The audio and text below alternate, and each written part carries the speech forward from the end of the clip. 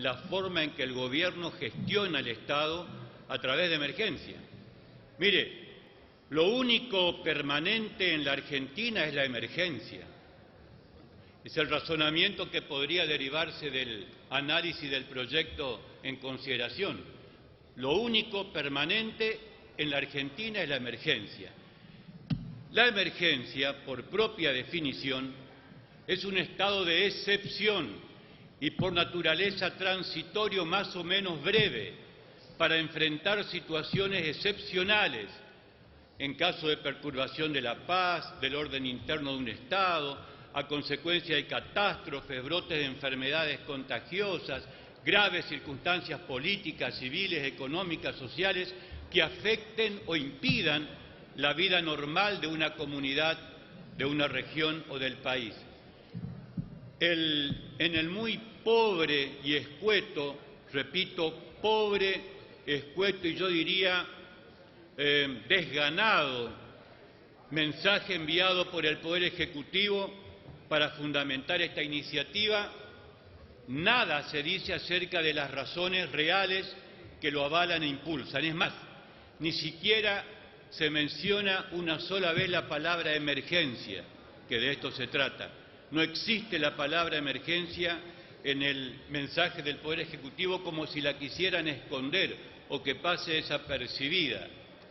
Por otro lado, señora Presidenta, el nada se condice en las sucesivas prórrogas de las diferentes emergencias con los informes plenos de optimismo y de supuestos logros que a diario escuchamos por la cadena nacional o por declaraciones de los funcionarios del área económica, de gobierno, incluso en la presentación misma del presupuesto que hace algunos minutos se acaba de aprobar.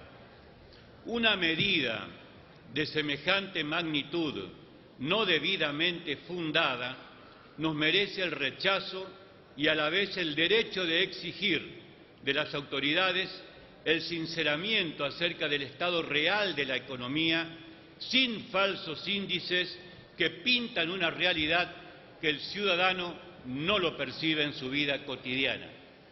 Voy a tratar de sintetizar de qué se trata el proyecto. El artículo primero prorroga, o el artículo primero de la Ley 26.204, es la primera prórroga que surge del proyecto, prorroga la Ley de Emergencia Pública número 25.561 en materia social, económica, administrativa, financiera y cambiaria. Esta ley, señora Presidenta, fue sancionada el 6 de enero del año 2002. Lleva ya casi 14 años de vigencia y ahora se propone su prórroga por 2 años más hasta el 31 de diciembre del 2017. A través de esta emergencia, ¿qué es lo que pretende el Estado?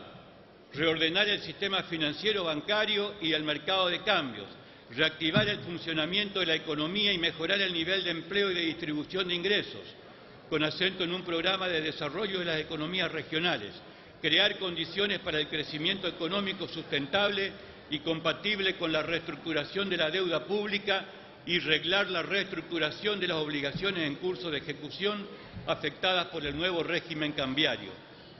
Todo esto, señora Presidenta, hace 14 años que persigue el gobierno. Por favor, hagan silencio. Continúe, diputado. Asimismo, por esta misma ley que se intenta prorrogar, se le faculta al Poder Ejecutivo a establecer las relaciones cambiarias entre el peso y las monedas extranjeras y dictar regulaciones cambiarias, facultad que es del Congreso, señora Presidenta. ¿Hasta cuándo le vamos a seguir delegando estas facultades al Poder Ejecutivo? Estas medidas tan graves y genéricas que se pueden tolerar en situaciones de excepción no pueden, sin embargo, permanecer por tan largo tiempo, dejando al arbitrio del Poder Ejecutivo el manejo absoluto de variables tan sensibles y trascendentes de la economía. También se prorroga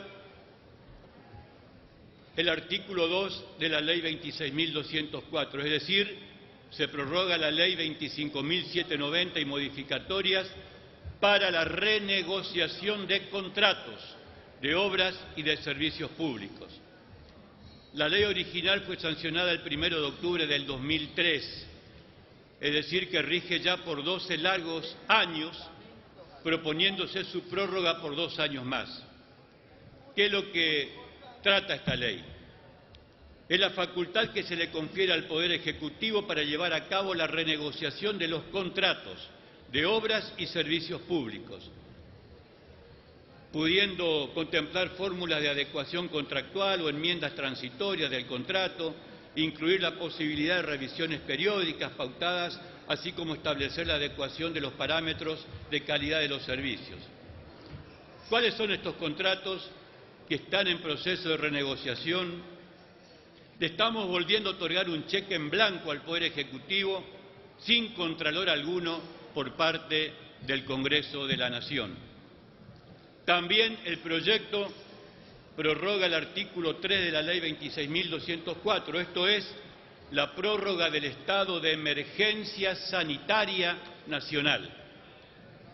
Esta emergencia sanitaria fue sancionada por un decreto del año 2002, del 12 de marzo del 2002, y regía hasta el 31 de diciembre de ese mismo año, 2002. Iba a tener una vigencia de 10 meses. Lleva ya casi 13 años, señora Presidente. Fue fundamentada en realidad hace casi 14 años, para garantizar a la población argentina el acceso a los bienes y servicios básicos para la conservación de la salud, mediante la flexibilización de los mecanismos de contrataciones vigentes y con fundamento en las bases que se especifican en la misma. Es decir, para otorgar el suministro de medicamentos a instituciones públicas, para garantizar el suministro de medicamentos para tratamiento ambulatorio a pacientes, para garantizar el acceso a medicamentos e insumos para la prevención y el tratamiento de enfermedades infecciosas y para asegurar a los beneficiarios del PAMI el acceso a las prestaciones médicas asistenciales, tenemos que declarar una emergencia. Esto debería ser lo normal de un Estado normal, de un Estado que gobierne, cuya gestión sea normal, sin necesidad de recurrir a ninguna emergencia. ¿Cuál es el sentido de la emergencia? ¿Por qué la emergencia sanitaria? ¿Es acaso para facilitar contrataciones directas en la compra de medicamentos a laboratorios sin pasar por procesos licitatorios? Hace 14 años que venimos con este mecanismo. ¿Hasta cuándo, señora Presidente? Cuestiones tan básicas como estas que señalamos no justifican en modo alguno la permanencia de un régimen de excepción por tan largo tiempo y su continuidad sin que se exprese en forma debida y circunstanciada las causas que lo ameritan. No hay fundamentación alguna. Otra prórroga, señora Presidente, es la de la emergencia ocupacional nacional. También fue sancionada por un decreto en el año 2002, el 23 de enero. También lleva ya 14 años y se pide su prórroga por 2 años más. La emergencia ocupacional, señora Presidenta, estuvo vinculada a la creación del programa Jefes de Hogar, el cual fue discontinuado en el año 2013, por lo que no tiene sentido proseguir con la emergencia ocupacional, máxime teniendo en cuenta los informes del INDEC que dan cuenta de un continuo descenso del nivel de desempleo. ¿O ustedes no creen en los índices que les suministra el INDEC? Por lo visto que no lo creen, porque si lo creyeran, si ustedes creyeran en los índices que informa el INDEC, entonces no haría falta más la emergencia ocupacional, si estamos en un número cercano casi al pleno empleo, según el INDEC. En mi provincia, en Posada, el 1%, en Resistencia, Chaco, el 0%, no hay desempleo. Entonces, ¿por qué la emergencia ocupacional? Pregunto, es una pregunta simplemente. El INDEC informó recientemente el último informe, una tasa de desempleo a nivel país del 6,6%, segundo trimestre del año 2015, 6,6%. Y entonces, ¿cómo se compadece esto con la emergencia ocupacional? Sigo preguntando. La tasa de desempleo del segundo trimestre de 2014 había sido del 7,5, o sea que ahora estamos mejor, 6,6. Sin embargo, seguimos con la emergencia ocupacional. ¿No le creemos al INDEC? A partir de la información oficial, entre el segundo trimestre de 2014 y el segundo trimestre de 2015, 247.000 personas habrían logrado progresar en el mercado laboral. Sin embargo, prorrogamos la emergencia ocupacional. Del estudio discriminado por provincias se puede inferir la incidencia del empleo público, debido al contraste que producen los datos. Recién hablaba de Resistencia, recién hablé de Posadas. Con estos datos oficiales, ¿cómo justifica el Poder Ejecutivo la continuidad de la emergencia ocupacional?